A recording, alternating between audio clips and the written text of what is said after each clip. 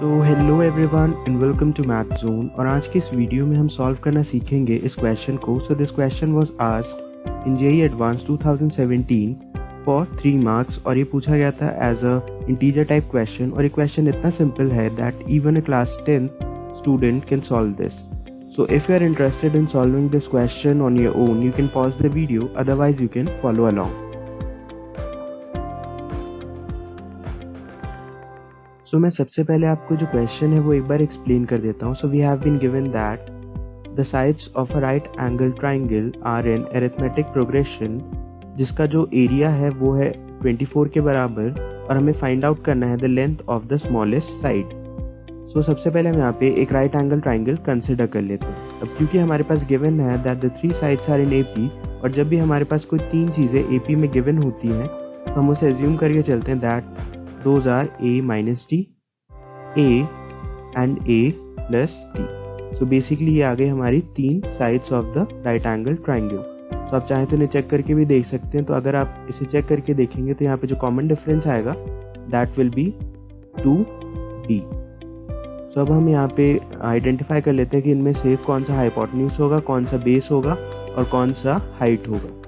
तो यहाँ पे जो a प्लस डी होगा वो इन सब में से सबसे बड़ा होगा, यानी वो क्या है, इस ट्राइंगल का हाइपोटेन्यूज है. देयरफॉर ये आ गया हमारा a प्लस डी. अब बाकी हमें नहीं पता इसमें से कि बेस बड़ा है या फिर हाइट, तो हम यहाँ पे दोनों में से किसी को भी लिख सकते हैं. देयरफॉर मैं यहाँ पे एज्यूम करके चल रहा हूँ दैट हमारा जो हाइट है दैट इज a और जो बेस है that is a minus d. अब हमारे पास गिवन है that area is equal to 24 and we also know that the area of a right angle triangle is half base into height.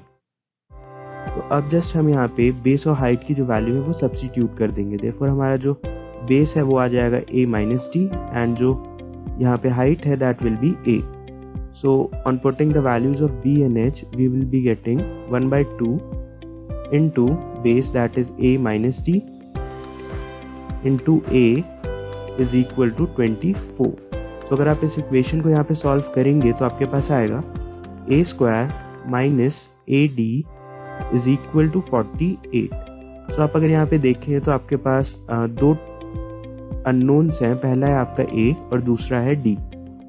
So इसका मतलब ये है कि हमें एक और इक्वेशन की जरूरत पड़ेगी to solve the a and d, क्योंकि जितने हमारे पास अननोन वेरिएबल्स होते हैं हमें उतने ही इक्वेशंस की जरूरत पड़ती है टू फाइंड द सॉल्यूशन. तो यहाँ पे जो दूसरी इक्वेशन होगी वो हमें खुद से फॉर्म करनी पड़ेगी. तो वो कहाँ से आएगी? सो बेसिकली क्योंकि एक राइट एंगल ट्राइंगल है हमारे पास और हर एक राइट एंगल ट्राइंगल में हम एक पाइथागोरस थ्योरम जरूर लगा सकते हैं. देयरफॉर यहाँ पे हम लिख देते हैं that hypotenuse का square is equal to base square plus perpendicular का square. Therefore हमारे पास जो hypotenuse है that will be a plus d का square is equal to base that is a minus d का whole square is equal to p का square that is equal to a square.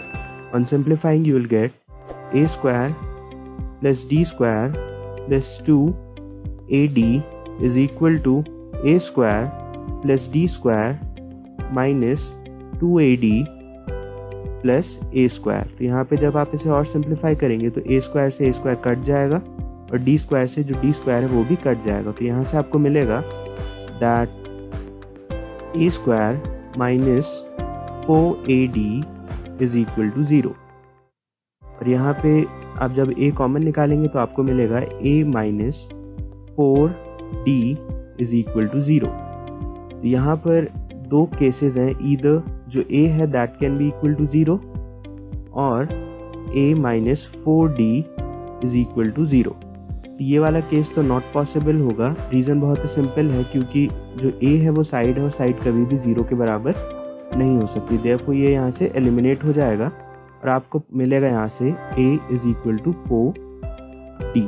तो अब हम यहाँ से जो d है उसकी वैल्यू फाइंड आउट कर लेते. तो हमारे पास आएगा d is equal to a by 4. यहाँ पे जो हमारे पास इक्वेशन आई थी that a square minus a d is equal to 48, उसमें हम यहाँ पे जो d की वैल्यू मिली है उसे पुट कर देंगे तो हमारे पास आएगा a स्क्वायर माइनस 4 a आ गया हमारा फिर से और d की जगह हमने लिख दिया a by 4 is equal to 48। यहाँ पे आपको मिलेगा a square minus a square by 4 is equal to 48 implies 3 times of a square by 4 is equal to 48। तो यहाँ पे जब आप सॉल्व करेंगे तो आपको मिलेगा a square is equal to 64 और यहाँ से जो a की वैल्यू आएगी that will be 8।